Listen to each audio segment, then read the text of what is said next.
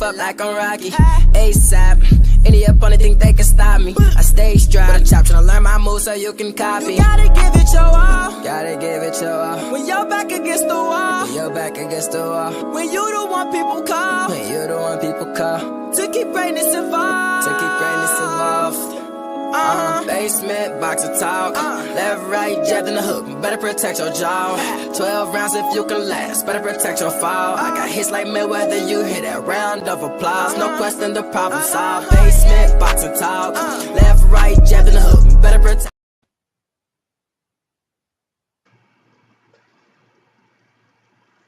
It's your boy Basement Boxing Talk coming to you live with my good brother Black Star Sports TV in the building. What's good? All right, what it is, man? Just chilling, just chilling. Another Saturday down. Boxing Saturday. Yes, sir. Yes, sir. I still like that intro, man. Yes, sir. I appreciate it. What's going on? What we got going on this weekend? Man.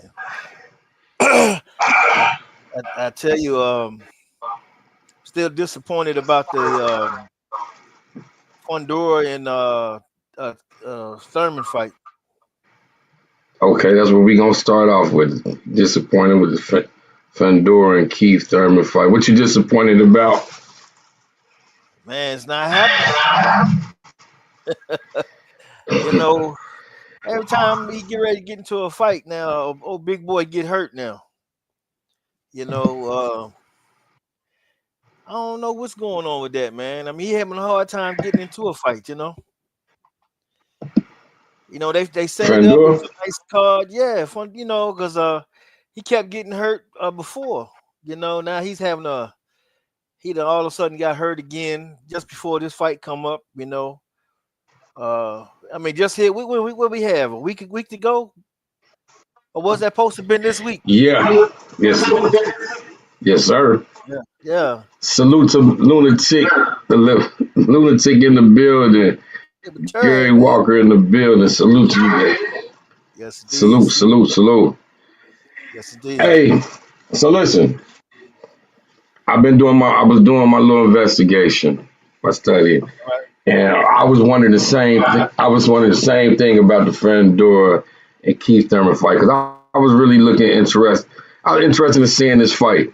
Not saying that I really wanted to see Keith Thurman particularly fighting Fundora, but I was interested to see Fundora back in action and possibly what this fight could lead up to next. And one of the things I came up with was because they said Fundora, and I got a problem with this because they said Fundora is supposed to hurt his hand. And that's one of the easiest excuses a boxer can use in boxing. Somebody hurt their hand. Okay, I understand that. But with all due respect, I believe maybe the ticket sales wasn't there. Because, and this is the reason why I say that. Because they came back, and I heard it was supposed to be rumored to come back January the 8th, something like that, or somewhere early January 6th, something. And I'm like, if it's a hand injury, how can you dictate when this man is going to be able to come back? Or if the hand injury wasn't too serious? Or maybe it really wasn't a hand injury. Maybe you used a hand injury due to the ticket sale. Like you say, the fight supposed to have been this weekend. Yeah. Today. The fight was supposed to have been today.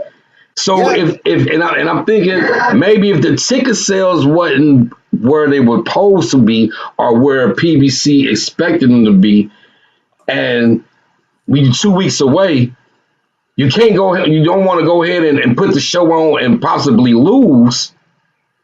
So what way can you do? What other way you do is you postpone the fight. You say, hey, the best fighter, the fighter who had the belt, he got a hand injury, and we come back and running back after the injury. But when I heard they had a date possibly set for January, like, well, how did he know his hand gonna heal by then? How do you know his hand is gonna be healed in that particular time? And that's what kind of threw me off. And I'm like, man, you know what? Maybe the ticket sales weren't there. And I can understand that because Fandor, he does have a name. Keith Thurman has a name, but Keith Thurman, hey, the last 5 years he had a rocky road. And for that to be a headliner, I can understand maybe fans was kind of iffy on buying the tickets. It was in Vegas. Remember that too. It was in Vegas. Now maybe the fight might have been somewhere else. Maybe Texas. I think so.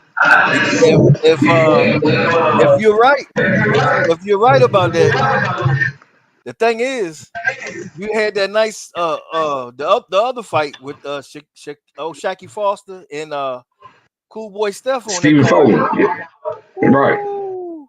See, if you had that somewhere, like if you had it in Philly, you had it on the East Coast, you had it in Texas, somewhere other than that, you get more of us coming to the fight because that's definitely gonna pick our ears up when we hear that. But this is one of the problems that we talk about consistently about boxing. You know, they always want to go to Vegas. They always want to go to Vegas. Not every fight is a Vegas fight. See, now if that turned out to be the case, that would definitely go a long way in explaining why. You know. Hey, I believe that fight would have did good in the Barclay system, in the Barclay, in Brooklyn. Oh man, everybody would have came out to that, man, because that was more of what the card is selling to. But for some reason, boxing has this thing, man, and boxing is going to have to shake it. Watch this going to happen with this the new league that they coming up with now that they done already broke laws and everything to create. He's going to take that thing and he's going to move boxing around, and that's going to be beneficial, and that's going to be something that's going to benefit boxing. But we've been talking about this for years. You know, if you've been watching us, man, we've been. I mean, this is something I've been like, man, I'm sick of Vegas. I mean, you got to waste so much money just to get there to go to the fight. You know what I'm saying? Whereas opposed to, let's say, if you have it down the street, all you got to do is run on down the street, jump in there, and say, "Hey, man, you know, I mean, like if it's in Dallas, you know, you just go in there. You know, the tickets are affordable. You ain't got to do all that traveling. Or if you getting one little cheaper hotel than the Vegas hotel. Jump on in there, you watch the great fight, pay the money, come out, buy your T-shirt, you know, and it's something that you can see.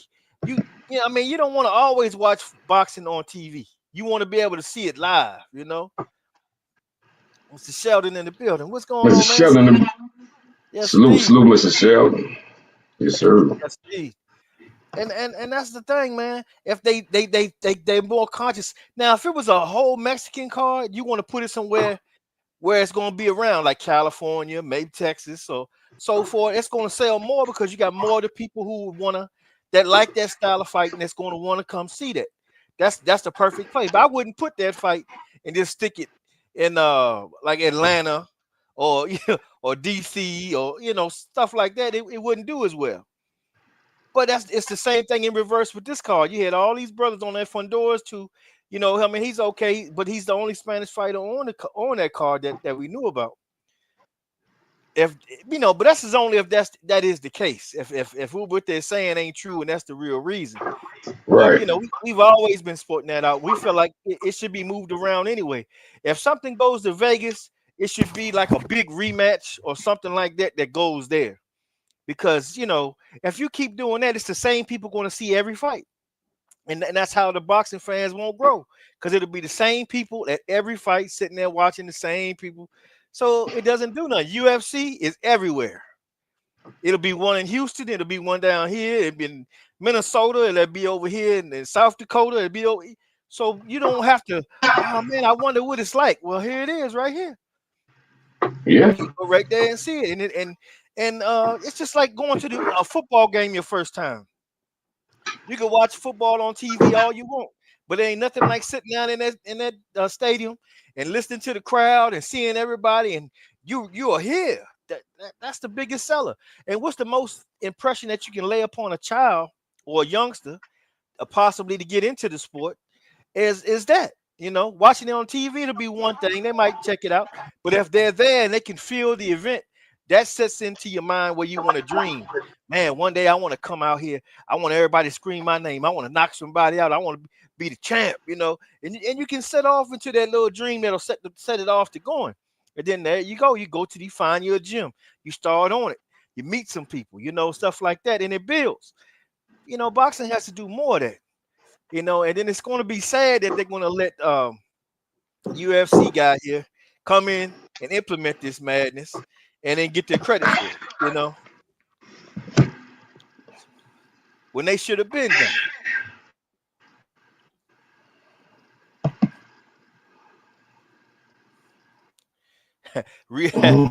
They said Riyadh season better come save PBC. Right. Man, I don't know what's going on with PBC, man. Better come say PBC.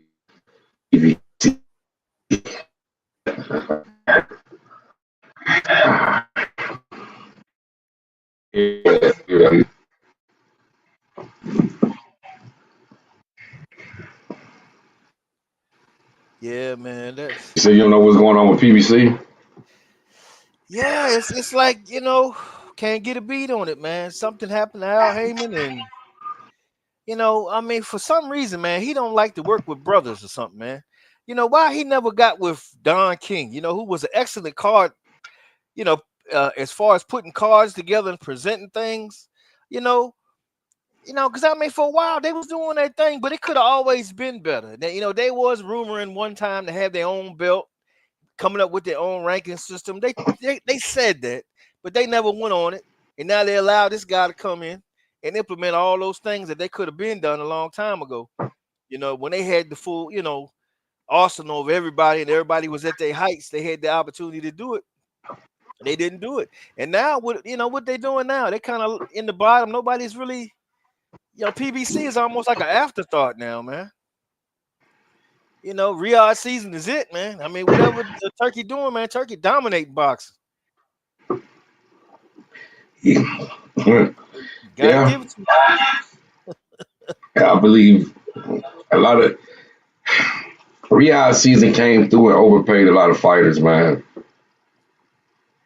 And just we about to see the effects of it. Yeah. With this new league. Because the new league is actually putting a cap on what guys can make. See, if you're not ranked if you're not in the top 5, you can't make this. You can only make this much for a title fight and all this. So I mean, the Muhammad Ali was put in effect for a reason. They're going to mess it up. You know, and for guys who want to work around the Muhammad Ali, why? You know, and anybody worth a damn should say hell with that, because that's going to ruin boxing altogether, and that's just going to make him the kingpin like he is with the UFC. He get all the money. He gets all that. He give you what he want to give to you. That's like the NCAA. You know, well, we don't want to pay you guys. I mean, what you mean? I mean, boxing is already established, up and gone, man. If these boxers are so stupid to follow this guy and go over there and do that, man, that's on them. It really is. It's on them, because I mean, man. I mean, so you want to come in and just crush all the sanctioning bodies, the whole order, the promoters, and everything. You got to be in their league in order to participate. You know, so I mean, it'll be good for certain guys, but you know, the top guys, they shouldn't have no part of that. Exactly. Now I could understand I could see if it was some guys who probably not signed the big promoters, and guys who not getting them fights, or the guys who's getting the lower level fights, just really trying to build their careers up to be the boxers that they want to be. Yeah. But like I say, top tier fighters, I can't see them agreeing with this, man. I can't see them doing this. Yeah, because he working with Turkey, and Turkey's paying big dollars, and he want to shortchange you, but you got the big money guy and the short money guy supposed to work together. How does that work? It don't make sense to me. Because if you want the best guys to fight the best guys them already historically proven to you, they want to get paid. And then here's the other thing. Remember when Bud was gonna fight Earl, and Bud said, I want to see the numbers. I want to see what the budget is, what you're spending, all that. I want to see all of that.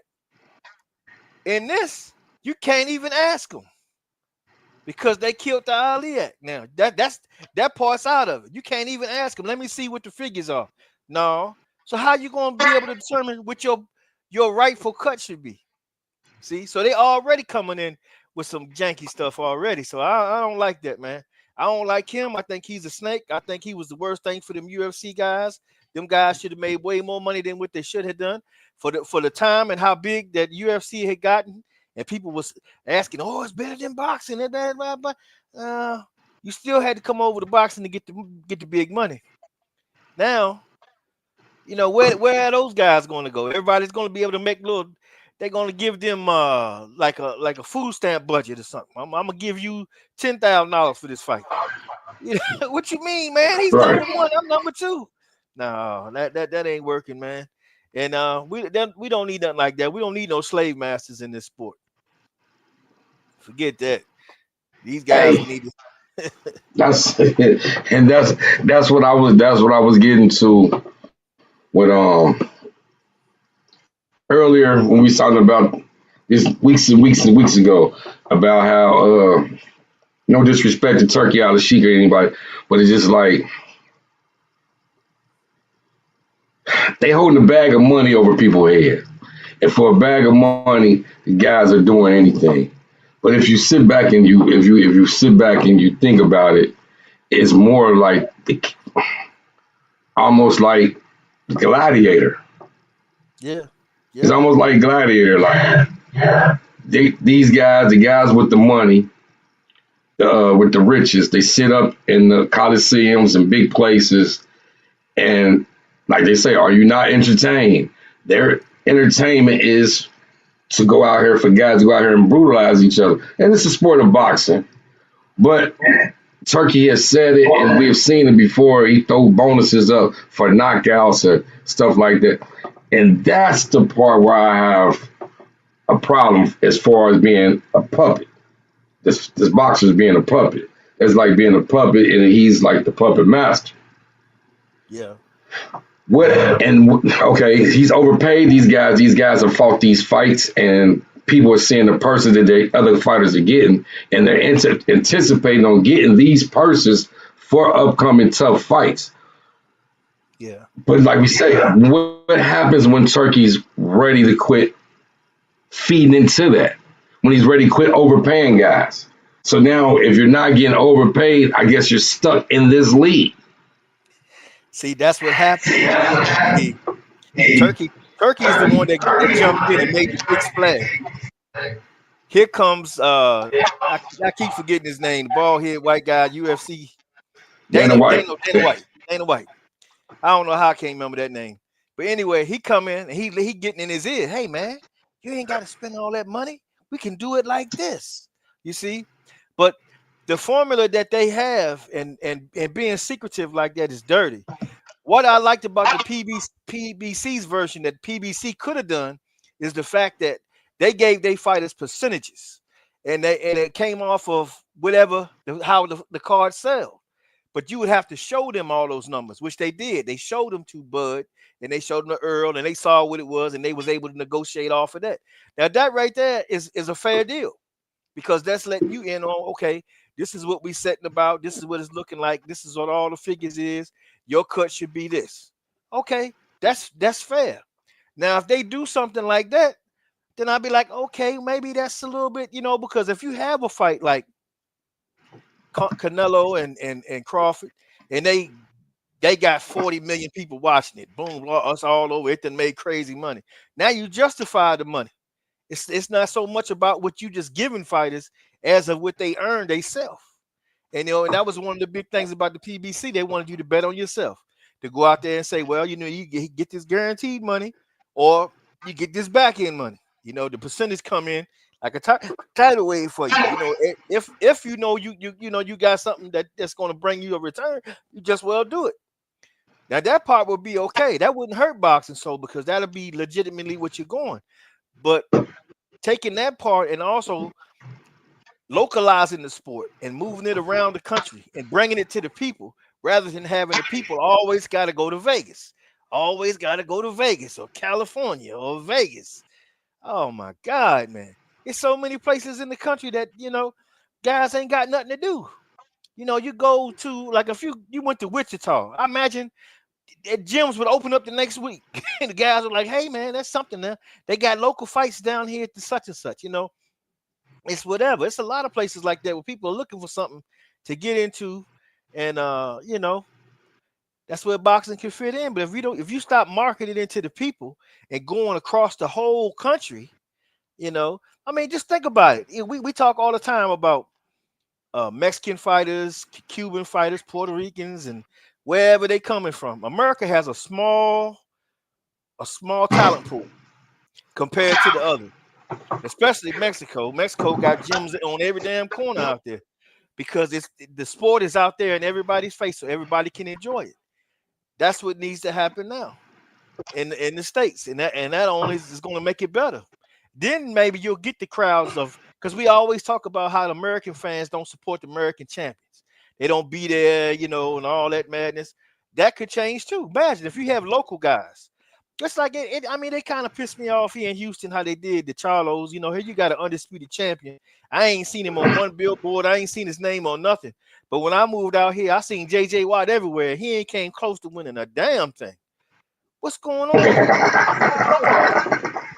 You know what I'm saying? It don't make sense, man. Hey. You know? Hey, yeah.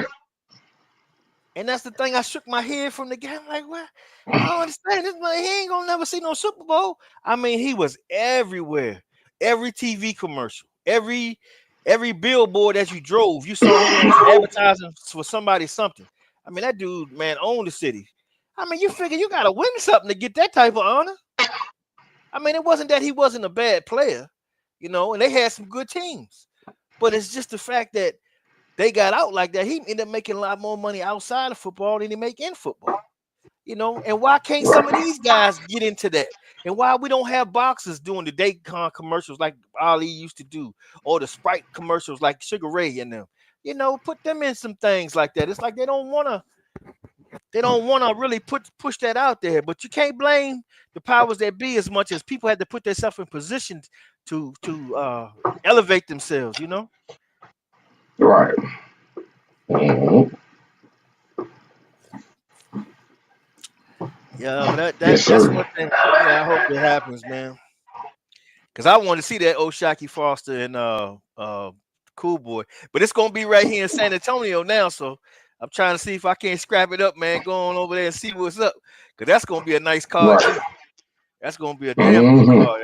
I'm glad they added that one today, because that's the first thing I thought when they canceled that. I said, damn, man, we ain't gonna see the Shaquie Foster. Why they gotta cancel it? Just throw them bums off there and have a fight anyway, you know. You know, that would have been like main court. Yeah, why you could have had Thurman still fight somebody else, you know. Have him fight somebody like Crawley. And that's what made me say that I don't believe it was too much. It was so much so as a hand injury, as more as it probably was ticket sales. Because if that was the case, like you said, Thurman could have just fought somebody else to stay active. But when they came back and said, well, he probably we can fight in January. I'm like, wow, damn. Yeah, maybe the ticket sales weren't right. Yeah. Maybe the ticket sales wasn't right. Very well could be. Could be. Yeah. You know, they could have had it in Florida, you know, right there where Thurman is at. You know, Thurman, you know, he's a nice mouthpiece for around the way. He be all over the place talking that up. you know, and anybody that had any kind of interest in it, they be buying them tickets, man. Be ready to come up there, man. I mean, I don't get it, man. I was looking on here just today, the Virgil Ortiz and Lubin fight. Man, you can get tickets for $35 to go see the fight. God damn. Yeah. I mean, they up there a little high, but you can get in and you can go see the fight for $35.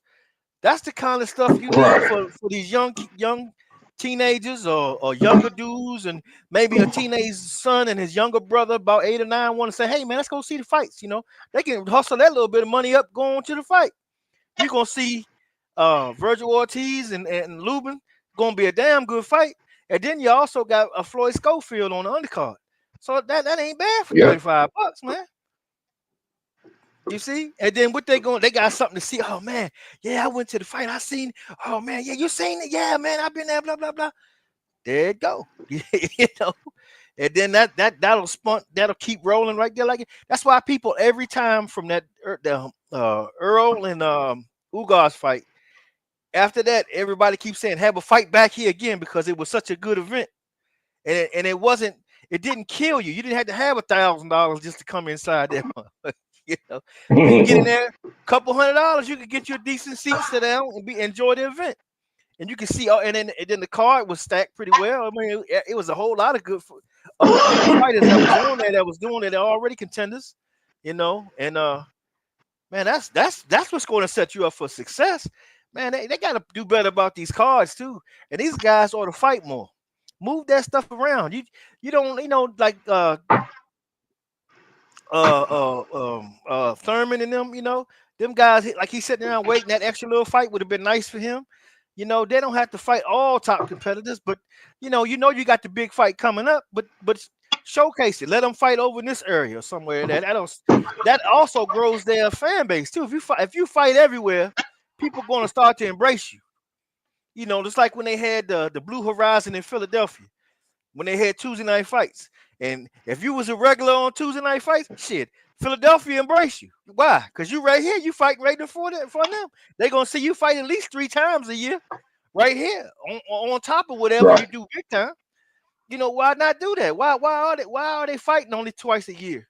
You know, I'll be like, man, well, shoot, I'm going to fight a couple little chumps here and there along the way during this year, but I might fight 6 times this year. If you're a fighter, you know, you might have 1 or 2 serious challenges, but the rest of them, it's going to be guys, you're going to go tune them up and showcase yourself. Oh, man, who is this guy? Okay, now more people know you. More people have a chance to see you, feel you, touch you, talk to you. You signing autographs. Oh, man, I remember that guy. He was he was cool, man. Yeah, he talked to me, man. Yeah, he knocked that dude out, man. There you go. You got somebody else. What's your Instagram? What's your this? Oh, yeah, all right. That dude going to follow you the rest of his life. You know? And that's what they need more of. They need more of that, man. And boxing got to do better with that. And I think in a way it's going to work its way out with this coming in, because that's one thing about Dana White. He's a hustler. So he going whatever he doing, he going to go at it hard. He going to try to hit all his points, just like he did with UFC. And those things that he did was spot on, man. I got to give him the credit for it. But you know, I think if he operate that like as a B league, like a little farming system for the new guys that come in and rotate, because them new guys, it cuts out a lot of red tape for them. They can get in the rankings and get some type of a notoriety just for going through that system. And then even if the best guy's not there and the best guy's out of there, if you went through there, you should have an option to go and sign outside that to fight a big guy like that too. And that would be all right. That can work out like that. Yeah, but it'll be interesting to see how it go down, though. Yes, sir. Yeah, no, 6. The PBC probably can't secure it. Well, PBC got a free venue in Minnesota. Remember when they had fights in Minnesota? They don't even pay for the venue. The venue is free. Yeah. So we learned that a long time ago. Yeah. They don't learned that a long time ago. That's how big that city was. Like, man, we want that. We want boxing, man. We'll give it to you for free just to have the show here. But you see, now I bet you in Minnesota, you got guys from they doing road work right now. They man, I want to fight down here. Matter of fact, they had a fighter that was from there that they featured in there. Oh man, what was his name? Morrell. Morrell was from Minnesota, and then he came and he slid down to Houston. Yeah. It was Morrell. It's another black guy too. I can't. He fought the guy that Caleb Plant. It was Techie. Techie. He fought on there one time. It was it was a couple years ago, man. So he wasn't like a mainstream fighter, but he was like a guy that was kind of in there, had respect though, but he wasn't really a star, but you know, he was doing his thing. But I mean, and that just show you right there the fact that they say, hey man, and that just show you right there the fact that they say, hey. And in that, you know, that and in that area like that, they're like, I'm pretty sure there's other places. I mean, around here that'll be like, you know, around the country, they'll be like, man, hell yeah, we need some Idaho. What the hell they doing in Idaho? Not a damn thing. Let's have a show in Idaho. I mean, y'all in Oklahoma. I mean, y'all be doing all these other stuff, y'all. Why not? Who knows? Wisconsin. They doing more than just making cheese out there, you know. I mean, something. It's crazy to me. But hopefully that's what they'll pick up on. And even if they don't pick up on it, it's enough competition between the promoters and such that somebody's going to have to think like that. Somebody's going to have to grab on it. Right. Jump out there and take advantage of it because it's there for you. You know, remember like when we watched wrestling when we was younger. You had the NWA, you had the WWF, you had the Mid-South, the AWA. You had all these different ones, had different territories around the country that they worked. And all of that together push wrestling and won. They could absolutely do something like that now, you know. And that in itself, yes, man, sir. would definitely produce something. See, like my man Lunatic said, Milwaukee used to be a fight city. See, and it can be that. It can be that again. Can be that again. I agree. So hopefully that's what happened out of it, man. If that comes out of that, then maybe that'll be worthwhile. You know, for the fans anyway. You know, and then maybe we can see the PBC should have had their own. They should have came out with their own boxing show, and they should have had it on Showtime with them. And they could have been running all their fighters through that, you know, a weekly show that even if it wasn't fights, it could just be talking about upcoming fights, upcoming fighters, introducing them to the public, getting people to, you know, to look at them and understand and get, you know, because it's like coming up, it was harder to link with a lot of Mexican fighters because they spoke Spanish and I didn't know what they was talking about. So it was harder. But like I find it easier, and I have to admit it affected a little bit because when I hear David Benavidez and he's talking, I understand every word he say. I feel like I know him more, you know. I can link with him better, you know. So it makes me a huge fan of this guy because I can understand not just what he does, how he moves, but what type of person he is, you know, and how he put the work in and all that. So that all helps you to connect. And it's all about connecting with the fight fans. If you can connect with the fight fans and get them at your beck and call, checking you out, man. Hey, what is he going? Is he going to be fighting here or on your show? Hey, man, what's going on? You been training? What's the next fight? Blah blah blah blah. That's what you want. So, you know, but these promoters, they not promoting like that. They looking at their event and how that event gonna do. And it's singular pieces of events that's happening instead of looking at the total big picture. You know, if you work this right, all this is going to come together. It's going to come together on its own. You know. Yeah. Yeah, man. The Lunatic Libertarian says Louis Arias and Javier Martinez pro boxers, the Pettis brothers, Milwaukee, Rufus brothers before that. See, he know what he talking about. See, and then we can have more of that, man. And then that's even more. You're gonna increase the knowledge of the sport and everything is going to go on up and up, man. Because there was one time when boxing was bigger than football. Hard to believe. Hard to believe, but we was there. People, I mean, we get excited to go watch it on the TV. People used to get excited to go listen to it on the radio. Everybody sitting around the radio. What happened? Yes, sir. Yeah, I'm really hoping that's the way that it turns out, man. But you have to have the right people that's in control of certain things and put boxing in the right place, man. And I just wish that some of these, even Oscar De La Hoya had the opportunity. He squandered it. He he's not nowhere near. He could have had the whole thing, and he screwed up. And then the PBC look like they doing the same thing. So, hey, Turkey is in the control, man. I don't really see Eddie Hearns. I don't know what Eddie Hearns is doing. He don't like what's going on. Well, okay, listen to this. Mm-hmm. To me, this is what it seems. A lot of the promoters have just taken the back seat and let Turkey and his money pay for everything. And I'm saying that to say this, like, it started with Bob and Top Rank. I think it actually started with Matchroom and Riyadh season. Yeah.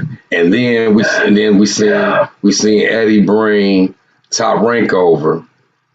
Yep. And Queensbridge, and then the rest of them. Yep. And this all go back to what I was saying about people getting overpaid. So in this situation, we got the promoters, a lot of the big promoters who have fighters, and PBC fighters have fought on some cards too. The typical promoters are saying, okay, you want my fighter to go fight this fighter? Cool. Just know that's my fighter. Mm-hmm. So whatever you for him, make sure mine is in there too. and they quit. They cool with it because you got Top Rank, you got Matchroom, and all these other promoters who making free money. They ain't coming out of their pocket. They calling their fighter like, hey, Turkey said he wants you to fight such and such. He offering you this. Yeah. And we have seen it. We have seen it not once. We have seen it not twice. We've seen it numerous times. Devin Haney, even him and the money he said that Turkey offered him for the Ryan rematch. He said the money was when they went in there with a number. Yeah. When they hit them with a number, they was like, shit, okay. So, when the shit all said, you got a lot of promoters who making free money, and their fighters making some of the best money they can make. The promoters like, hey, I ain't had to even come bring my checkbook out. Yeah, and see, and Eddie Hearn. Well, Eddie Hearn wasn't smart. I'm just straight depositing. I'm just depositing. Eddie Hearn should have been smart enough to jump on that and away. What is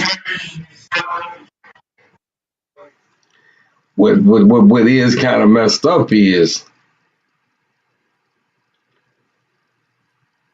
a few fighters, which is good though. This is good for the fighters. Few fighters have gotten their way into Turkey, so they don't need promoters. Certain fighters have built relationships with Turkey themselves, and I'm gonna call it out. Yeah, Richard Hitchison. He stated it. Oh yeah, this is my last fight on Matchroom. Me and Eddie got to sit down and talk. Woo. And then maybe Richard Henderson was thinking Turkey was gonna come holler at him, but Turkey sent the message like, "Hey, listen, I deal with you through Eddie. I deal with you through Eddie." And now we see like Core and then Bud and Canelo deal directly with Turkey. Yeah. That's where they leapfrog in the game, see? You said my audio rash? Hold on. And,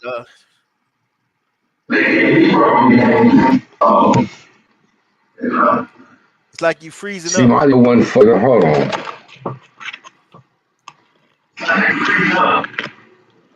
Might be my hold on.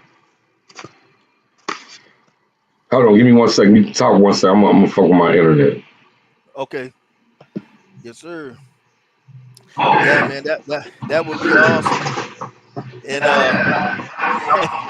Eddie Hearn brought the guy in, and he showed the money, and he electrified the sport. But he did not think in his mind how he could incorporate that into where he could, put it together like Dana White did.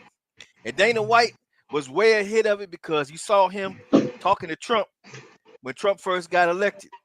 And then all of a sudden, first thing I thought was, what is he there for? He ain't politics. What he doing, And then you see now, that was all to work on to get around that alley at. He knew the obstacle that he had. But see, now it's up for fight fans and these fighters to do the right thing and not let these people come in and take advantage of them and set boxing back, because we don't want to see these boxers, and that was the thing about PBC that I liked the most was the fact that he looked out for the fighters. He made sure that they got a certain amount of money, but not just got a certain amount of money, but managed their money. You never see nobody in the PBC crying about money. Everybody doing well. They always up. Even Lamont Roach was saying, when Tank didn't take the rematch, he said he still took care of him. He broke him out a few $100,000 and gave it to him, and then gave him this fight to keep him going. In that time like that, that a lot of promoters not going to do that, man. That is one thing, and that was a benefit of having that. And one of the reasons why Al Heyman said that he did it that way because his brother was a boxer, and then he seen that and everything, how boxers was being treated and stuff, and he didn't like that, because we don't want to see no more Gerald McClellan and Junior Joneses, guys that can't, having a hard time talking and functioning and ain't really got the money no more. The fame is gone, boxing is done with them. They ain't got nothing going on, but these guys make sure that their pockets stay up straight. Their investments is good, and their money can keep making money the rest of their life. And just think back to how many boxers that's just kicked to the wayside. Like what's my boy from DC, man? Not Sean Bay Mitchell, but damn, he's a bus driver now for Greyhound. He was a 3-time world champion. William Joppy, and it's sad that they would come up to that, but at that time, he was dealing with not Al Heyman, but Don King. But he had told me though that Don King did all right by him. He didn't have no problem with Don King, but it just was at the time there was no systems in place to have people that can elevate you or help you to maintain the wealth that you get, And that was one of the biggest things, because I remember Earl Smith said that when he met with all of them, because they was all trying to get him, and him and his father met with him and they talked, and he said they didn't even talk about boxing. They was talking about investments and all that. And that's when his father looked at him and said, "Hey, this the guy." And it was done. He said, "Hey man, line him up. I'm gonna knock him down." And he went all the way till Bud Crawford, But that was a good thing, Yeah, man. Right. We got Poi Pounder NW in the building, Salute man. CJ. What's good, bro?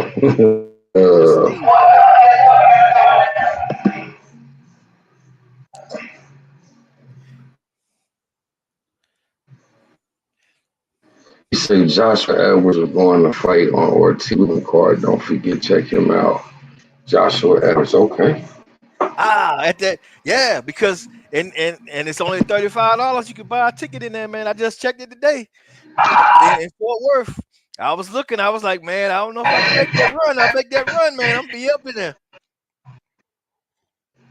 Cause we got that one, and then we got the one in San Antonio, and I definitely want to catch that San Antonio, man. That's a good card, man. I was like, shoot, man, they're only 2 hours from here too. Man, come on. Matter of fact, I'm gonna check that out when we get off here too. Say even though Plant lost, What you say? Even Plant lost me. Plant versus. I agree. We still do need that. Yeah, most What'd definitely. You say? Man. Yeah, we definitely need that Charlo Plant fight. You know, them guys need to go ahead and get what they can get. You know, that why they couldn't have just put that in there and took Fundora ass out.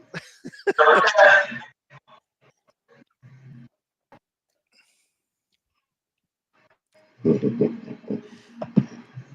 got the underrated darkness in the building. Salute. What's going on? Salute.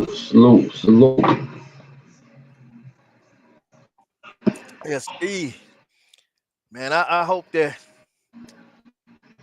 Yeah. I want Earl come back, man. Earl got to fight one more fight, man. You got to give me one more fight.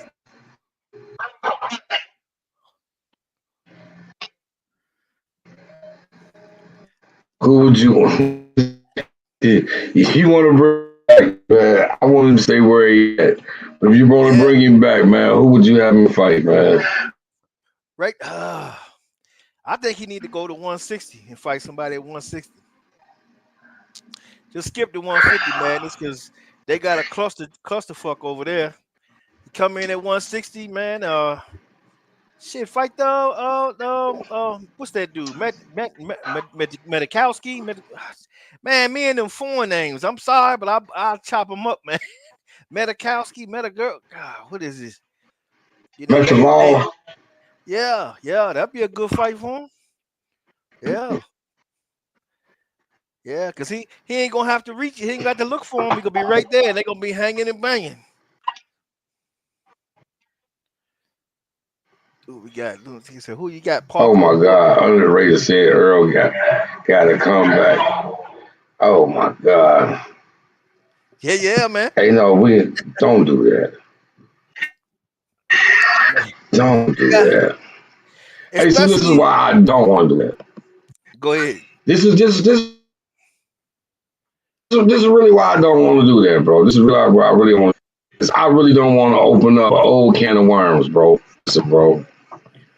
Right now, we see the shit is being paved for possibly Bud to be 4-time undisputed, bro. At 160. Don't even in the 160 range, bro. Don't even step in.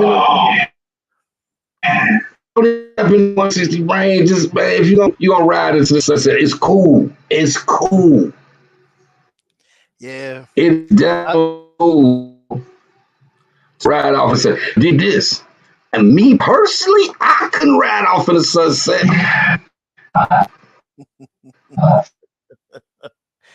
Yeah, I see what you're saying.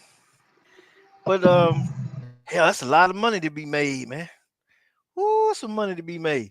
Even if let's say you win, you beat Murtazi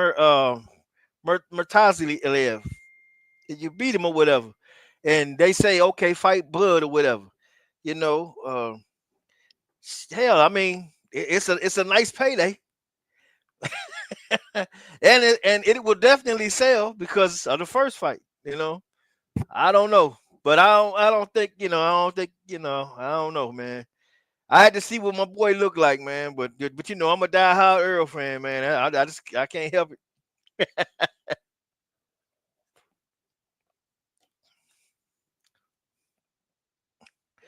Just one shot, yeah. You think Bud is willing to fight Adames to set up undisputed? Yeah, I think. Yeah, but ain't Adamas is fighting. Adamas is fighting somebody, though, right? Yeah. Don't he already have a fight lined up? I don't think so. It's not that. Oh, it's Laura and I know he got Laura. Like Laura and Murtalev is if I'm saying it right. Yep. That's and then it'll be one belt left. A lot of people picking Murtalev to win that fight, but I don't know, man. That old man Laura been knocking motherfuckers out. I don't know what the hell he been drinking or whatever, but man, I ain't, I'll see how it go, but man, I can't. Now see, Earl came back 6 months ago.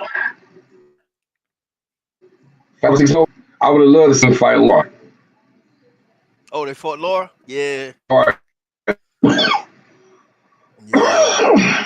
Yeah, he should have did something like, but I guess his body needed some time, but he need to come back and get about 2 or 3 more paydays, man, and because he had finally got his big payday, I guess body.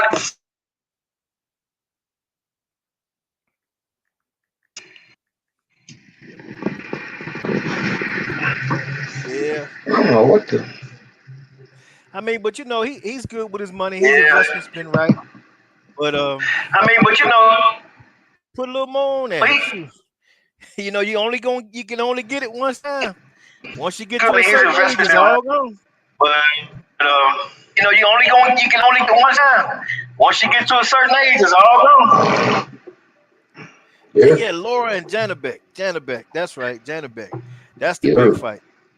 But Laura and Janabek. That's right. Talking about Janabek.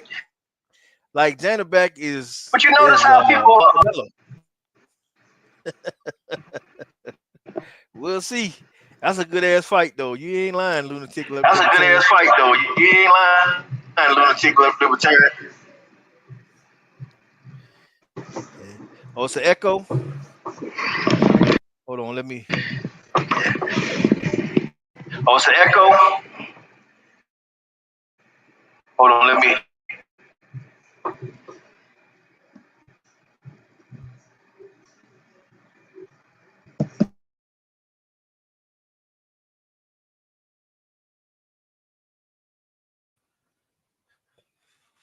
Okay.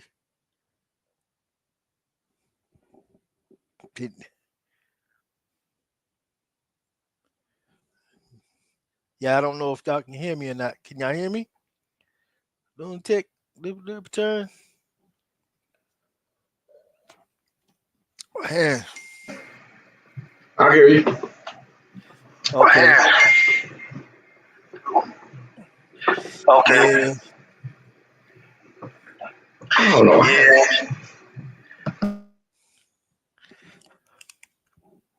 Yeah, take these bad boys out. If I ain't talking, I'm just gonna keep my mic closed. Okay. Yeah, man.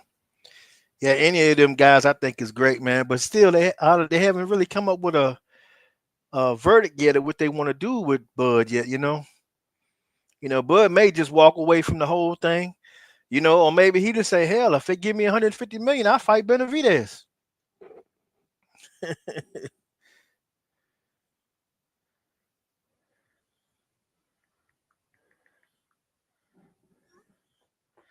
Yeah, man, because I mean, he's like in a position like what can he do now if he doesn't rematch Canelo, which I haven't heard much about, and he don't fight Benavidez. Hell, it ain't really nothing for him to do, but 160, 160, Yeah.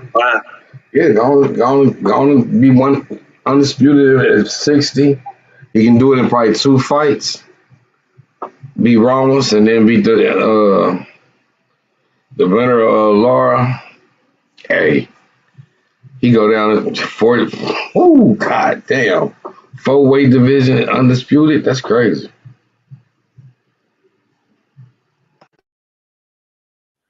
Yeah, that would be absolutely crazy. For damn. It's hard. It's hard to believe he did what he done already. I'll be honest though. I didn't really see it coming, man. I didn't think that the Earl thing was going to go that way. The Earl thing was. Yeah. I went back and went over his career, right? Yeah. Man. Yeah. He never all his fights was unanimous or knockout. He never had a split decision. Unanimous or knockout.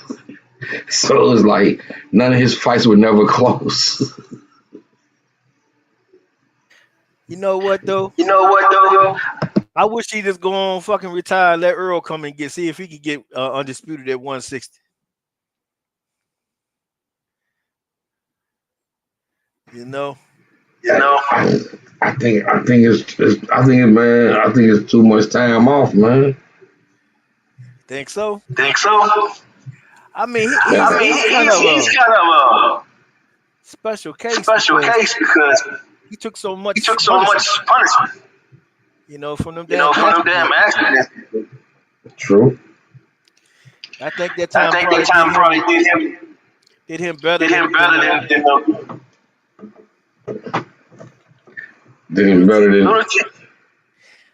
gets punished at 160. No, I can't agree with that, my brother. He might lose, but I don't see punish. He was already half of his thing was being at 147 for so long.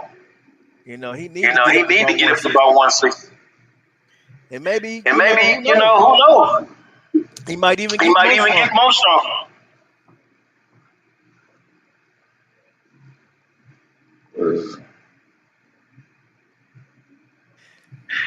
What man say? No defense. Oh man. Hey, that Crawford fight must people up. That's why I want my boy to come back. Like Roy Jones said, they must have forgot. Hey, in order for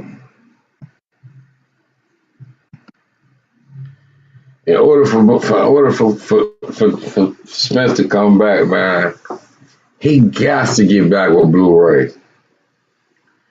He got to get back with Blu-ray. If he ain't back with Blu-ray, it ain't even worth coming back, man. Yeah, Blu-ray said he already was. Yeah, that's supposed to be going on for a while. It ain't even worth it. But hey, salute to Bud, man. Bud made me a believer, man.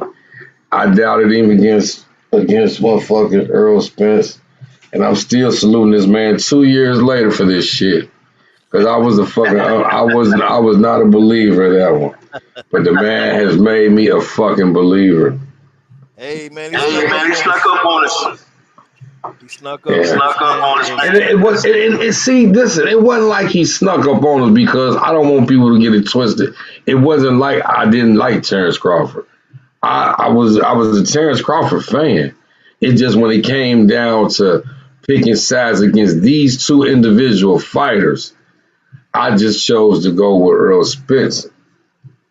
That's what it was. And then I have based it upon, prior history, prior fights. And I'm a man of my word. I can actually say this. I thought that Earl Spence had fought maybe the tougher opponents. But maybe the tougher opponents that I thought were maybe the tougher opponents, maybe they really wasn't the tougher opponents to come to find out. They probably wasn't the tougher opponent. It was just all an in-house move. I knew it was in-house. A lot of the shit was in-house. But I felt that. And then when I sit back and I go back and I say, okay, I'm going to keep it real. we sit back and go say, I say, okay, well, damn, look at Danny Garcia. Earl did his thing with Danny Garcia. But then I sit back and say, well, damn, at 147, I can't really name you a fight that he won. Dominantly at 147. 140, I can.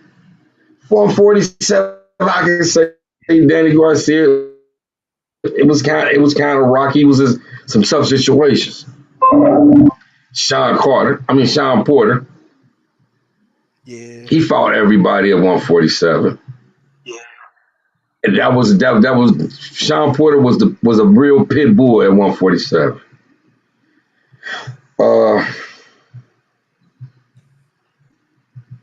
Keith Thurman never fought Earl Spence. Who else did he fight? He fought damn, he took the IBF title from shoot, from England. Sheffield. Shoot, from England. Sheffield. Oh man. You know what I'm talking about. When he took the IBF title from him. Yeah.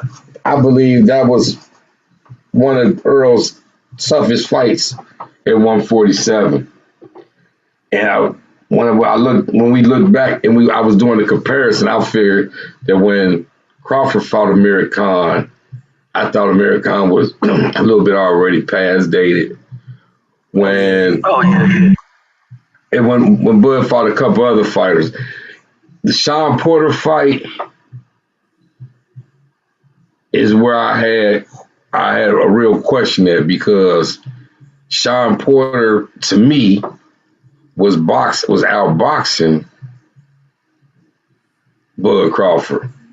But then when the eighth round came, when the eighth round came, and Bo Mac told him, man, hey, I think you down on the cards. I think you down on the cards, man. Hey, I seen a different guy come out that corner, man. That guy came out of the corner like a raging bull, man. And next thing I know, Sean Porter was on the canvas 2-3 times right then and there. Like, damn. Yeah, good shot, Lunatic. You talking about it was Kell Brooks when he beat Kell Brooks for the IBF title. But yeah, so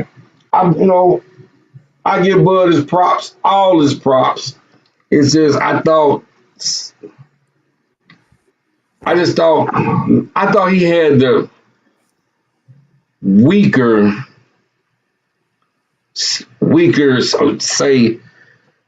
schedule of a weaker background, because Bud made it look weaker because he stopped all them guys. Yeah. And that's probably what it could have been. Bud stopped everybody at 147, like everybody. And I mean, we seen Earl Spence. He was on that spree too until he cut ways with Blu-ray. And when he cut ways with Blu-ray, we didn't ever see the same Earl Spence. We seen Earl Spence, but not the same Earl Spence. And for Bud to do that at 147, I mean, he dominated everybody. And maybe the domination made me downplay them other fights. Like, well, they probably wasn't what they were. But Bud just made it look like they weren't where they were. And they really were where they were. That's true. Well, I was like thinking that the guy was too small, coming up like that. And that's part of where he hoodwinked us, because Bud was a lot bigger than we thought Bud was, and he was a lot stronger. Those were two of the reasons why I thought that it would catch up with him with Earl. But come to find out, when he fought the Australian cat, Jeff Horn, he came in there at 160 some odd pounds way back then. So he was already a bigger fighter, but we just didn't take note of this. We just kept hearing how he was smaller, he coming up from 140, and this and that. And then on top of that, his unusually long arms. The same thing he did to Earl is the same thing he did to Canelo. And he worked it beautifully. He stayed right on that hip. And if you watch him, he moves just very subtle movements. He ain't doing no all the way around. No, he just stayed on that hip enough that he was always. That's why every time that Canelo tried to throw something, he'd get one off. He could never get that second one. Because as soon as he fired off, he was pop, pop, pop, pop. And then he'll step back. He just adjusts himself just a little bit. And when he adjusts himself, he was out of your punching range, but you was still in his. And he still could hit you. And he worked it beautiful, man.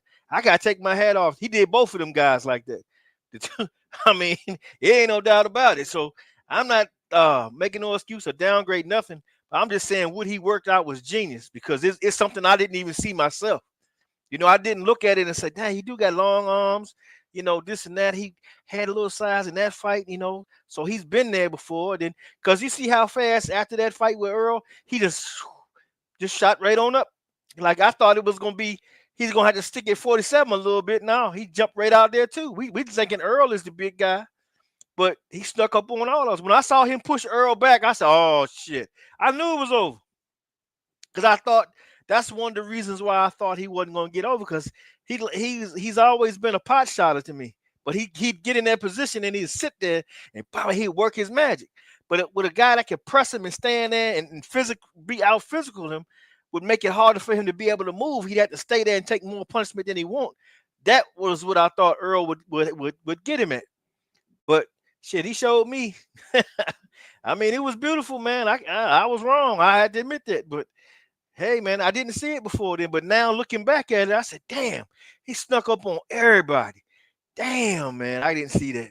But a lot of people who were and are Bud fans, you know, it wasn't like we wasn't. I kind of fell into it a little bit more as the 5 years of going toe-to-toe with all of the content creators about who could win the fight. Made it a little more, man, I don't want to hit no Bud, you know. And I admit I drunk the Kool-Aid.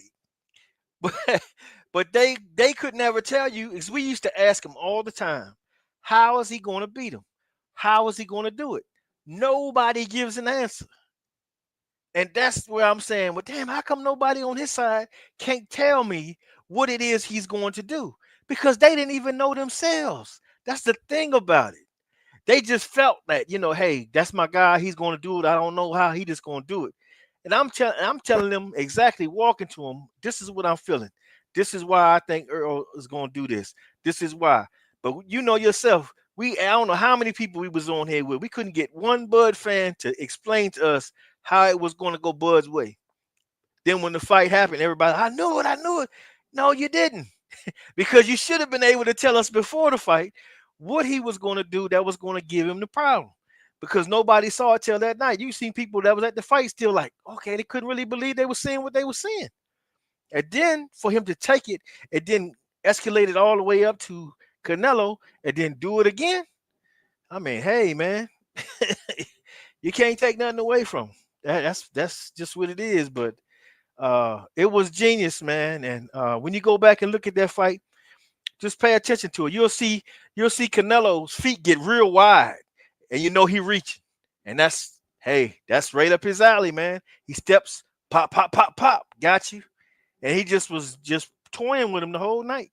I remember in that second round when he hit him with a straight jab and he snapped his neck back like that, and I saw how Canelo reacted. The first thing I thought about was the Bivol fight. I said, this fight over with. If he can do this already, I just don't see it. And sure enough, that's the way it went down. But, I mean, the guy showed me something, I have to say. You know, it happens like that sometimes, you know. And I was really sure. My guy was going to win. I did not think it was too much of a chance that it would go another way. But, man, he did his thing, man. And I take my hat off to him. He showed me something. And that's the beauty of boxing, though, man. And that's how you learn and you grow. And when you see things like that, and your mind expands and you see boxing even deeper. You know, because I couldn't see it. And I did. I tried to see it. I tried to see it from the opposite side. And I was like, well, I just don't think he's going to do this. Earl's going to do like this. And he's going to keep going.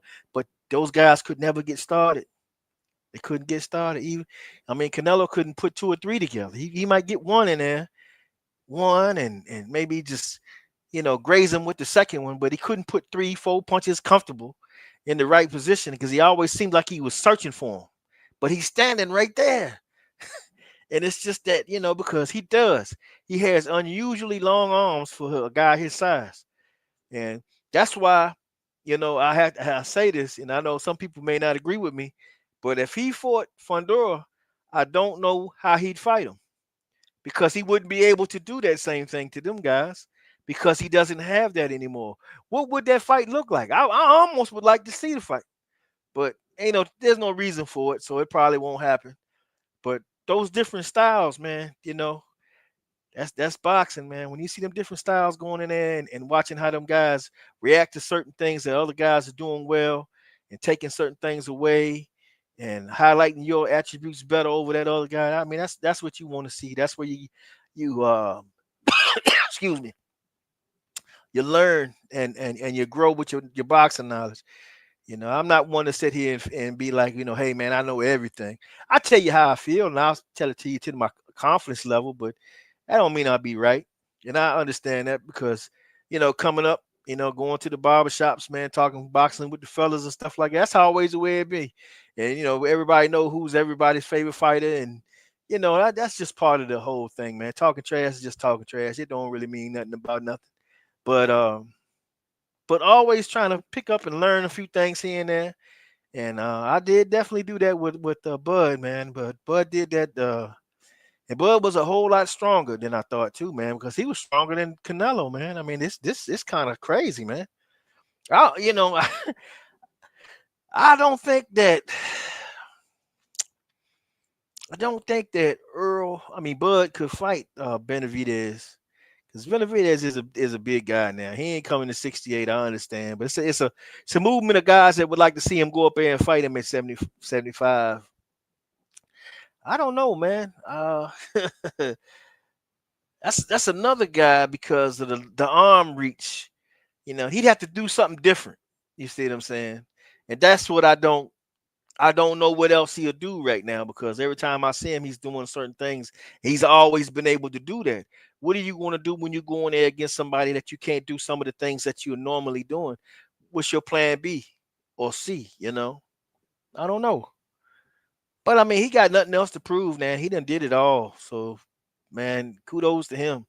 I kick back and I don't know what his financials is or whatever, but man, investments or whatever he's doing with that, make sure those things is rock solid, and hey, man, going out to the sunset, man. Maybe get the announcer's gig or something like that, something like that. I mean, you already got a gym, so.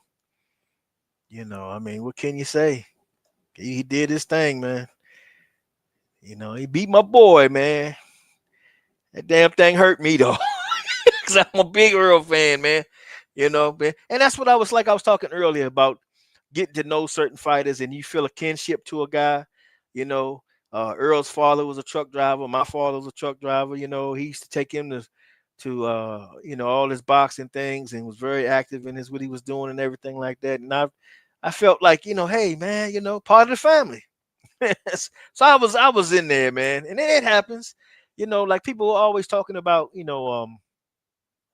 I'm not a, what they say, I'm a fan of the sport, but I'm not a boxing, what is the term they use, man, when they talking about guys that just like fighters or whatever. But what gets you to fall into the sport is the fighters, though. We can't overlook that, because the first time you seen Ali or Sugar Ray Leonard or Roberto Duran or hell, any of them guys, man, there've been so many great ones.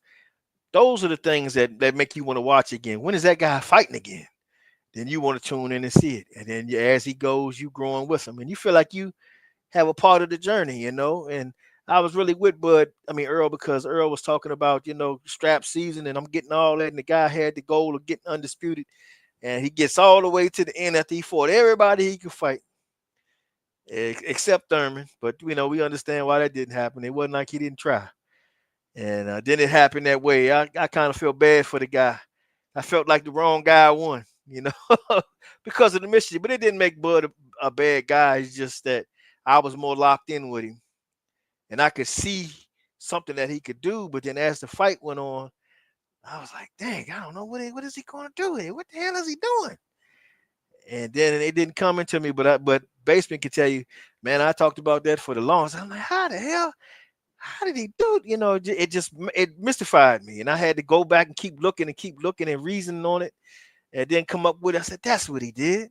That's what he did. And then, hey, man, it's just what it is. Smart, man. Real smart. He did his thing, and kudos to him, man. But I think he should go ahead and retire, though. Shoot, he ain't got nothing there. And unless he want to get one of them crazy, ridiculous paydays. I mean, it's a damn shame that Canelo was able to get all them years. You heard what they came out with Eric Gomez from Golden Boy said? Did you hear that, Basement? I don't know if you heard what Eric Gomez from Golden Boy said about Canelo. No, what did he say? He said 12 fights. 12 fights. They avoided fighters like that because they knew he had a hard time with him. He didn't want to fight fighters like Andre and them guys, because they was worried about something like that happening. 12 fights. 12 fights. Now that guy used to promote him. He came out and said that. Wow. Yeah. He said 12 fights and he avoided that. That's some Yeah. That's bullshit. Damn. He was getting all the 35 million.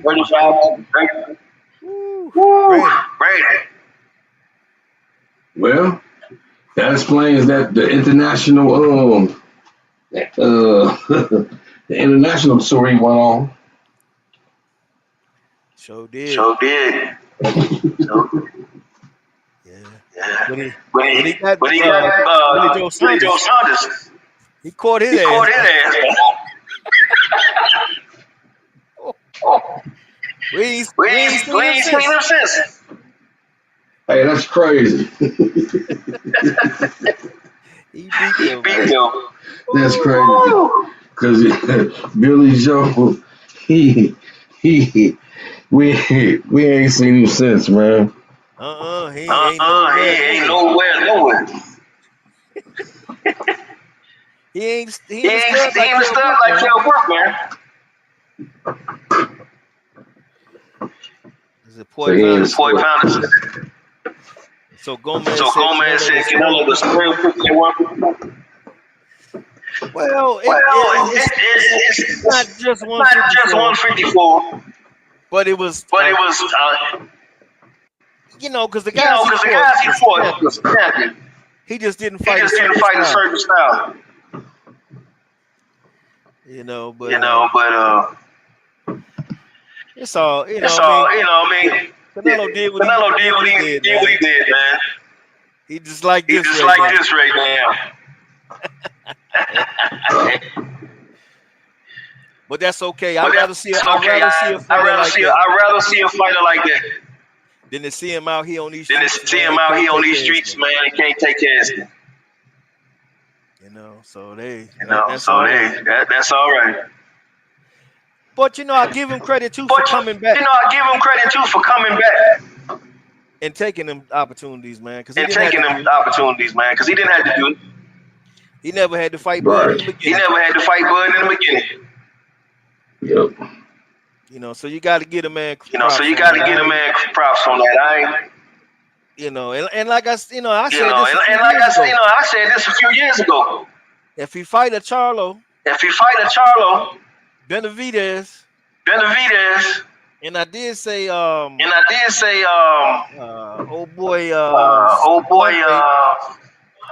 Andre. Then I was like, hey, he did what he had to do. He fought everybody he needed to fight because those was the three guys that, to me, he should have fought. He ain't never gonna fight Benavidez, but Benavidez don't need him now. Benavidez don't need him, and Benavidez beats Anthony Yard in this fight coming up, and then he gets better BF. Don't know it. It don't. Canelo ain't even thought. Canelo need to fight him at that point because I don't think that he ever was even entertain fighting better BF, and he didn't beat Bivol. So if you don't beat them guys, and this guy come along and beat them, I mean, he's got to be the next Mexican star, man. I mean, I just don't see how it couldn't be. Yeah, Poi Pounder. It was the biggest contract. But you know about it though, Poi? It was actually $40 million a fight. And Oscar screwed him and he found out about it. And that's what made them break up because Oscar told him it was $35 million and he was taking $5 million and funding undercards for the Golden Boy shows. And he never told Canelo that. If he had been straight up and said, hey, Canelo, look, they want to offer this, man. Won't you let me take $5 million of it for that and do like that? I think they would have went for it because they had that relationship like Mike Tyson and Don King had back in the day. We brothers working together. We Latinos, we working together. Let's do this. And there's nothing wrong with that. But he didn't do that. He didn't choose to do that. He chose to be a snake. And then Canelo found out about it. And that's what caused the breakup. But if it wasn't for that, man, that right there is the biggest thing that Oscar ever did in boxing to me was get him that contract because it set him on easy street, man. And hey, there you go, man. It's his family will never need again. Yeah, lunatic libertarian says Canelo needs to ride into the sunset. Sound like that might be what's going on because he usually be pretty active. He don't like to take a lot of time off without making, at least letting you know what the next move is and stuff like that, because he is a boxing head, man, and he definitely is dedicated to the sport. So I don't know what move he can make next. So what he would try to do, but I mean, it's there for him. It's up to him. So we'll see what those guys come up with. But man, $150 million and stuff like that. Hey, how do you retire when you can make money like that? Jeez, man. I at least got to fight till it run out. When they start offering me $2 and $3 million after I done stacked up 300, 400 million, then maybe I'll consider. But why are they talking about 35, 40, 50 million? Oh, no, I can't leave this. I got to fight some damn body. I'll be in the parking lot picking a fight with the security guard or something. Yeah. Well, he does have a contract with Turkey right now. Turkey right now, though, doesn't he? Yeah, he got 2 more fights. Don't he? He got 2 more fights. Yeah, so he gonna fight somebody. Then. Damn, who do he fight? I don't know. Probably one of the Turkey fighters.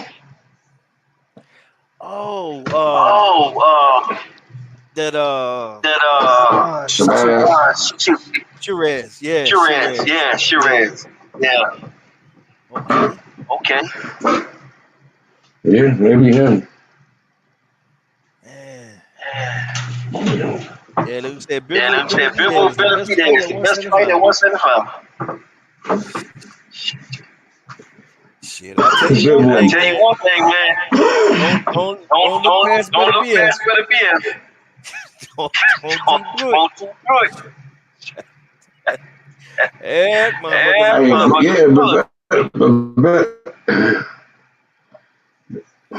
Yeah, I don't know. Yeah, Benavidez versus Bivol. Yeah, I got to go with the younger guy, Benavidez.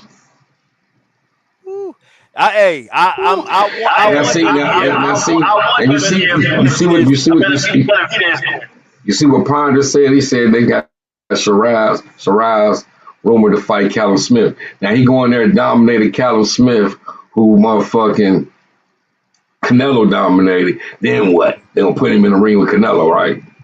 Yeah, I think he will. I think he will beat Callum Smith. I think he will beat Callum Smith. Yeah, of course. He's a pretty good fighter.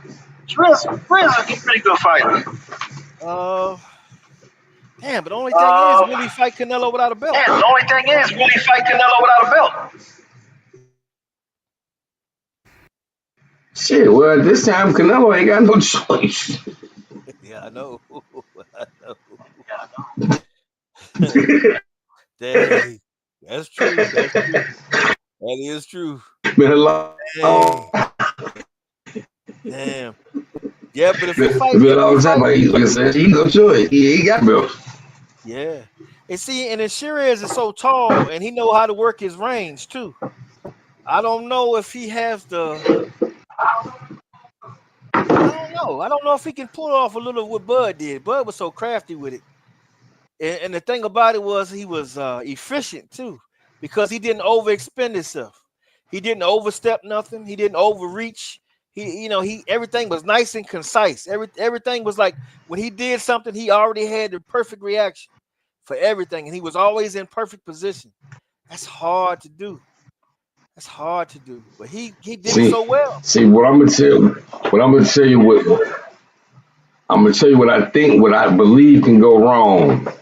What I believe can go wrong with that fight is Shiraz not moving his feet and standing for Oh, and that could be a problem. He let him tee off with that whoop. That could be a problem. You feel what I'm saying? Shiraz, he flat-footed, and I don't see. Yeah, he might have a good jab. He might have a reach, but he ain't got the movement that Bud had. You feel me? In the first couple rounds, he used just a little bit of movement, but that little bit of movement was just to throw Canelo off. I don't see Shiraz with that movement. I can see where they can compare maybe the height, the reach, whatever. Yeah. But it's still him not being able to get out of put Canelo in a position to punch where he doesn't want to punch. I believe that's the opposite. It's the opposite. That's what Bud was able to do. Bud was able to move, and Canelo was throwing punches where he didn't want to throw punches at. Shiraz is going to be flat-footed. He's not going to be able to move. Canelo is going to throw punches where he wants to throw punches at, and eventually they're going to land. And I don't know. I don't know. I tell you, I like to see him fight. The outcome might not be good if you standing there just getting. Yeah, I like to see Canelo fight in Billy. That Christian and Billy guy, that fought Lester Martinez. Now I know they're gonna rematch each other, and that's good. I like the rematch, but I would have liked to seen that fight because this guy's a bulldog just like Canelo. That would have been a hell of a fight just to watch, you know. Okay, so what if Martinez win? Then you still want to see him fighting Billy? Yeah, because of the style of fights. I like to see that style together. Because we never saw Canelo fight a banger that's like him, you know, in that regard. I don't think he's perfect in that. He need to get another trainer because he doesn't jab enough. Christian and Billy doesn't. And that cost him in that Lester Martinez fight. Because a lot of times he was in range to really do something, but he swam too much. Everything is swimming. And he got that straight down the pike. And that would have stopped Martinez and made him redirect himself. And he needed that sometimes in some of them scuffles, but he didn't do that. You know, but these guys over across the seas, man, I'm telling you, man, they got to come over here and get the best boxing trainers, man. I hate to say it. Well, I ain't going to say I hate to say it. I mean, it's just the truth. It's a different style. It's a different level and different it's more skill here in the States than it is in other places. And in Europe, it's starting to pick it up because they get a lot of our trainers and they send them over there. And you see a lot of the Ukrainians are getting better because of that, you know. And it's all good. It's just boxing. And because, you know, boxing started out one way. You know, everybody started talking this Mexican style. But hell, go look at 1954 boxing. Everybody fought that way. Everybody fought like that. Right, exactly. So how you get to be Mexican style all of a sudden? That's always been what everybody did.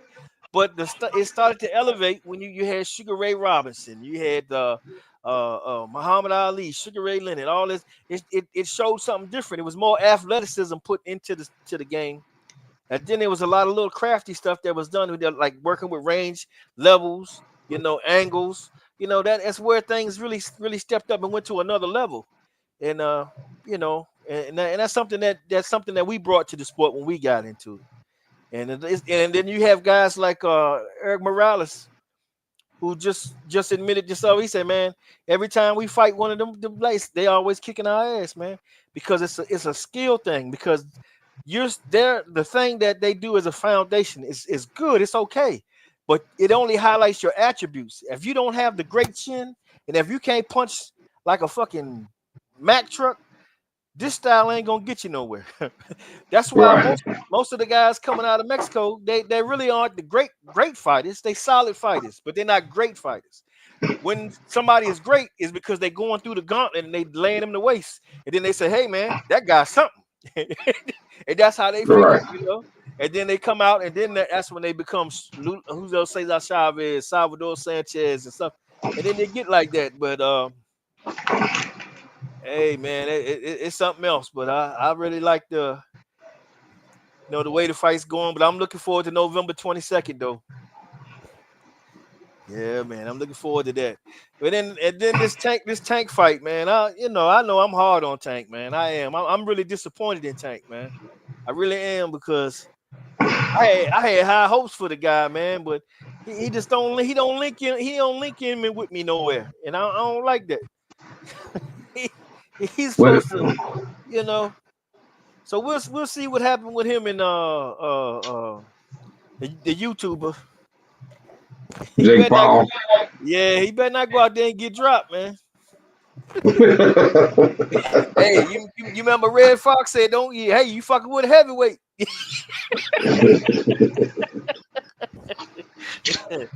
You fucking around and get clipped, man. Shit, the old boy can punch now. They ain't, they've been boxing a little while.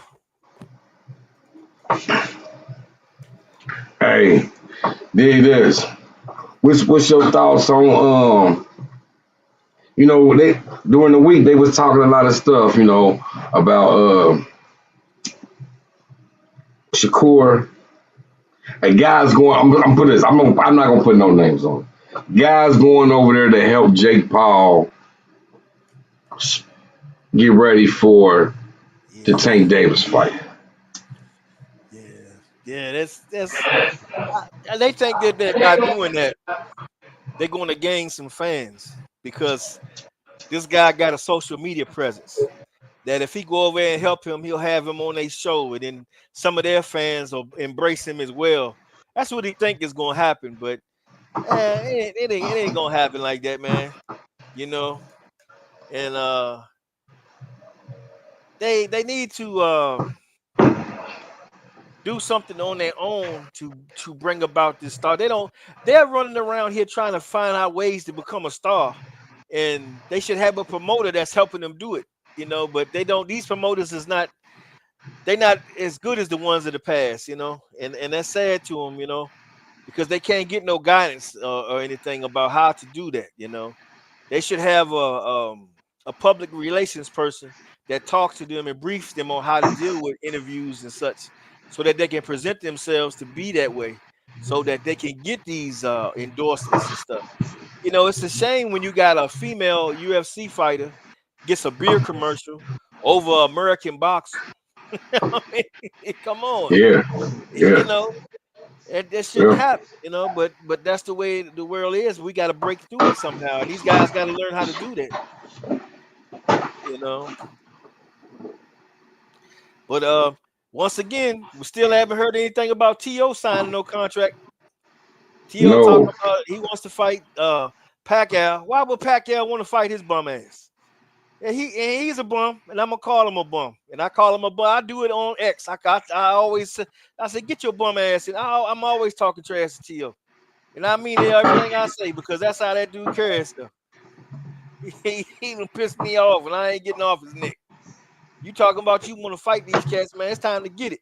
Here they go talking again about how you turned down $10-11 million to fight some daggone Devin Haney. Come on, man. $10-11 million. Shh. Man, I don't even Right. want to hear that stuff, man. And they talking about, he said, yeah, well, I one of these guys I'm going to fight, like he got a choice, but who he should fight. And there's no reason for Pacquiao to fight him anyway. You know, you at 140. Pacquiao, he didn't I fought thought at we was trying to 47. bully up the fight Pacquiao. Huh? I thought they was trying to. I thought they was trying to set. I thought they was trying to set Rolly up to fight Pacquiao. Yeah, but now they got Rolly trying to fight this other guy for whatever reason. I don't know. The guy ain't nobody, so I don't know why he got to fight Oh, him. I think they try to make him a mandatory. They try to make it a mandatory. Yeah, so I'm like, why would y'all do that now? Why not let Rolly get a crack at it? You know, that don't make sense. Then if he get the win, I mean, Pacquiao is already old. He ain't got time to be messing around like that. They need to get him in something like that and let the man go out there and see what he can do. If he wins, then the next fight will probably be him and Devin Haney. If Devin Haney wins. Right. You know, now that would be something I could see Pacquiao try to do, but at this point, I don't understand. That part doesn't make any sense to me. It really don't, man. And yeah, because this man is already old. He's a money maker, and then on top of that, they both PBC. Why wouldn't they allow that fight to happen between him and Rolly? That's crazy. Then here, somebody got to pay off the sanctioning fees. They got to go in there and drop off $50,000 at the door and make that little bit go away. They go by that bad boy. Ha! Little kid on the bicycle, walk up to the door. Boom, boom, boom, boom, boom. Somebody open the door, he toss it to him. Ride off. That's crazy. Right. Yes, sir. Then you got Richard Hutchinson. What is he doing? He's sitting around looking like this. Keyshawn Davis, what he doing? He's sitting around looking like this. Oh yeah, 140. I mean, he need to jump his ass up to 147 too. Jump on in there and see what he gonna do. That's what he need to do. He make weight, you know. Hey, this shit. It's some dogs there. There's some dogs there. Yes, sir. You better go and get some while he can. For them There's dogs some dogs there. and they go to 54 on them. And then you got Gary Antoine Russell. He right over there too in the mix. He's looking for fights though. I give him credit. He's been calling cats out, so but it's time for him to get one though. Shoot.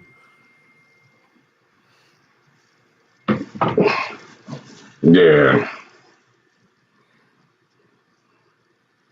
Yes, sir.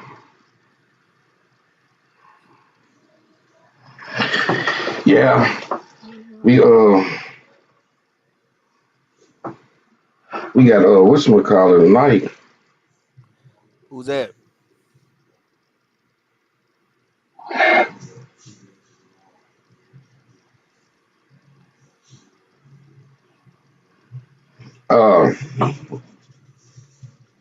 Quarker. Oh And yeah, Waldy. What Yeah, I didn't get to see that one, man. Yeah, I want to see what's going on with these daggone heavyweights, man. We need to get some of these cats going, man.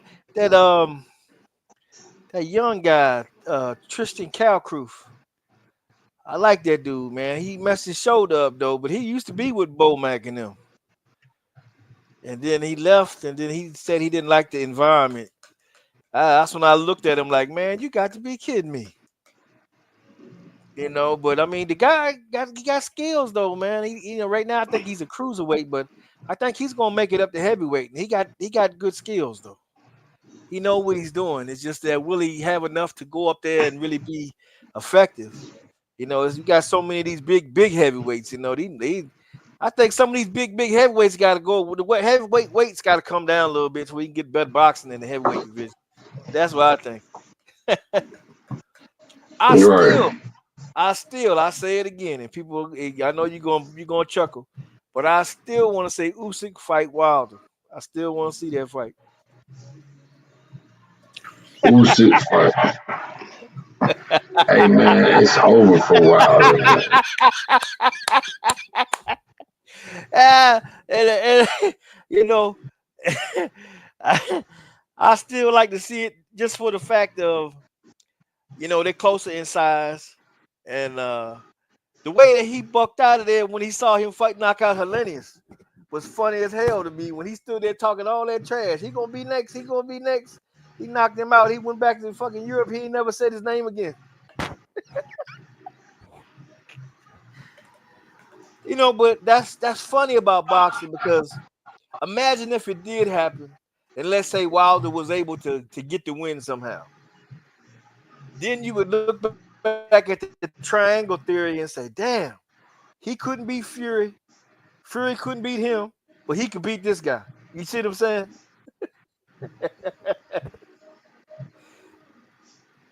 Who knows? Yeah. We'll see what happens, man. But heavyweight division is kind of dry right now. Yeah. Turkey said we need a black heavyweight champion. Shit, they all playing football now. They all playing football now. Or basketball. Yeah. They ain't even playing baseball They no ain't more. playing baseball no more. Oh no, baseball is dominated by all foreigners now. Yeah, but Oh. you never see see us play. You never see us play. No, we quit playing. We quit playing. That's what I'm saying. It's dominated by all Puerto Ricans, Dominicans, and Asians too.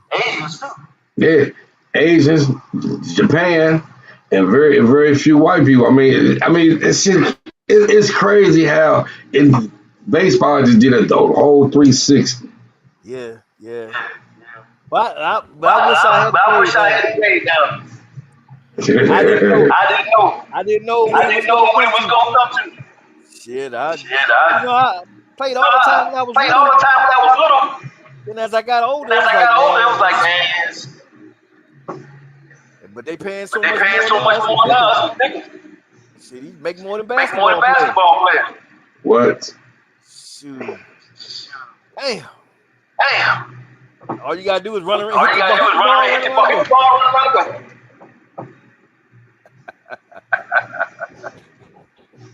That's something else. Man.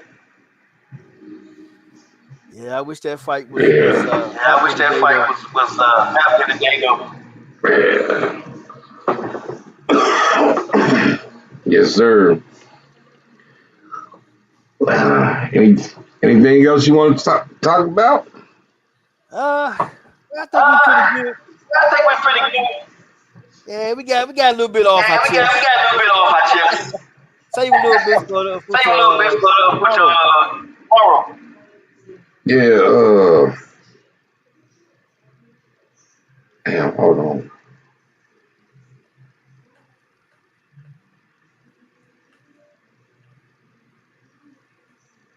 Corey. I'm trying to find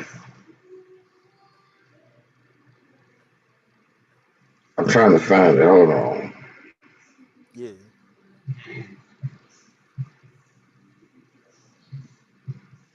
Yeah, so tomorrow we should be doing a special interview tomorrow with Corey Too Smooth Marksman out of Florida.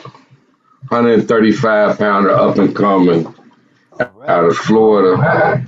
Be a special interview we do on Sunday. Everybody tune in and check us out. Should be a good one. Yes, sir. Chop it out with the young. Yeah.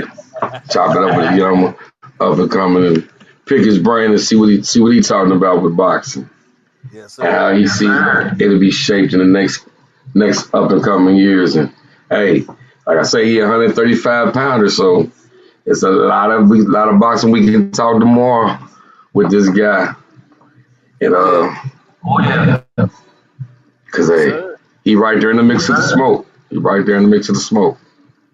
Yes, sir. It's a whole bunch of smoke going on. Yes, sir. A whole bunch of smoke, man. I appreciate you for coming out, man. Any your last words? Man. Yeah, be sure check Basement out on TikTok, man. TikTok. We both on rookies on TikTok. Figure out how to work. Right. Hey, I appreciate everybody for coming through, man. Listen to the show, man. Hit the like, subscribe, share button, man. This your boy Basement. That's my man Black Star Sports TV right there, man. We up out of here. Peace. Salute. Yes, Steve. Yes, Steve.